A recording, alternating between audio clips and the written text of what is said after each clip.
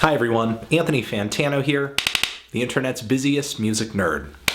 And it's time for a review of the new OCs album, Floating Coffin. The OCs is a San Francisco garage rock outfit of the lo-fi persuasion that I've been following for a while now, since like 2008. And though garage rock is definitely at this band's stylistic roots, there are very clear elements of noise rock, psychedelic and experimental folk, and psychedelic rock too, sort of bubbling within the OC's very noisy, cacophonous rock music. The band is pretty prolific with an ever-growing discography under their belts, sometimes putting out 2 albums within a year's span of time. And though I did enjoy a lot of their early output, there was a moment a few years back where I became just ever so slightly disillusioned by the OC's music. Over time, the band's production and just recording grew more and more brittle and just noisy and treble. For me, it was difficult to hear interesting song ideas and riff ideas shining through all of the guitar distortion and the ear-piercing echoed vocals. Still, the band is really noisy, they're colorful, they're undeniably energetic.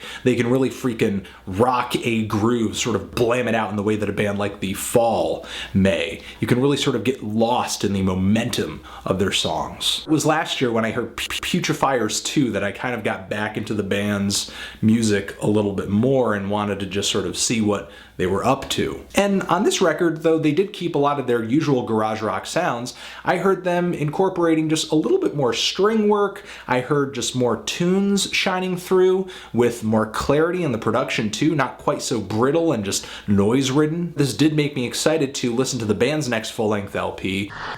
And for sure, Floating Coffin is nowhere near the OC's most distorted or noisy release. There is quite a bit of clarity on this LP, some heaviness too to the bass, especially when the band is going at a slower pace on some of these songs, where they maybe get a little sludgy. But still, the changes the OCs make to their sound on this LP, to me, are very, very few. Overall, Floating Coffin is the OCs back to their old tricks once again. For sure, this band has something really, really special when it comes to rocking your freaking face off. I think even really cynical listeners can at least see the appeal of moments on this LP like the opening track, From the Mountain. The pummeling drums, the noisy, burning guitar leads on this thing, the fevered vocals, of course all these shouts of woo, and these quirky synthesizers too. This song is fast, furious, and it's fun. And I think the next track on this LP is pretty appealing too. It's one of the slower songs I've ever heard the band done, and the guitar riff on this thing is just buzz. It's heavy, it's mid-paced, it's a beefy-ass riff, grimy, filthy garage rock vibes all over this thing. This noisy riff kind of dies down and gives way to a quieter version of it. The band starts laying some interesting guitar leads on top of it, starts harmonizing them a little bit with vocals. They sort of like to throw a louder version and a softer version of the same riff at the listener and build a song structure on that, as opposed to having legitimately contrasting verses and choruses or just a really strong melodic character.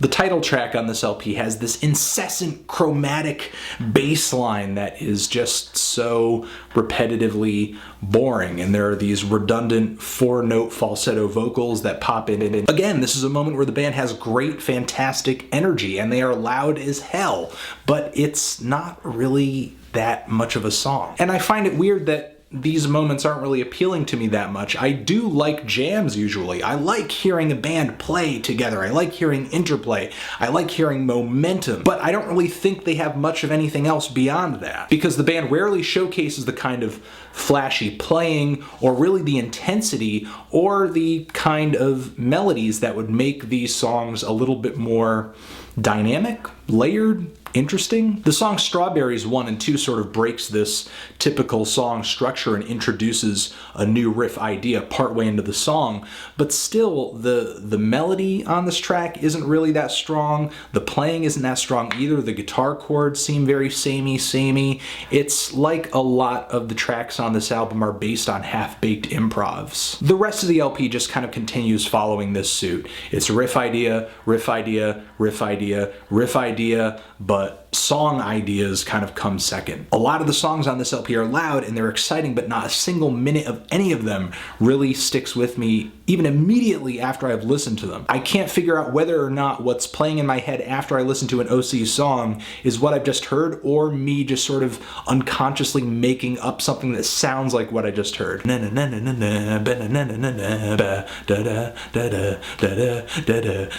Aside from the surprising flute on the song Tunnel Time, I think the only moment on the back end of this LP that I liked was the closing track, Minotaur, which was the track initially that I heard from the album that got me excited to listen to this thing in the first place. Now, the track isn't amazingly written, but it is a legitimate song in comparison with many of the other tracks on here. It has a verse, it has a chorus, it has audible lyrics, and the vocals sing a melody that's kind of memorable. The guitar chords jut into the track very quaintly, I guess, and there's some strings backing this song too that are very nice. The hook swells on this thing. I like the female background vocals, and the melody that the strings play on this track is really eerie and angular. I like it. If every melody on every track here was this sharp, or at least every track incorporated a melody that was this sharp somewhere into the jam, this would have been a pretty interesting album. Instead, a lot of these tracks just seem like very basic dime a dozen guitar riffs of the garage rock variety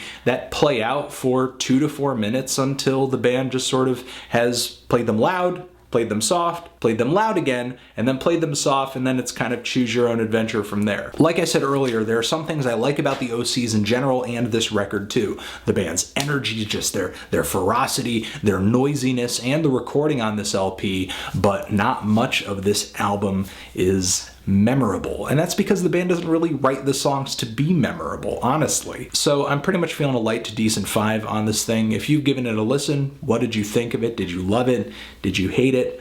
Why? What do you think I should review next? And that's it. Anthony Fantano, OCs, forever.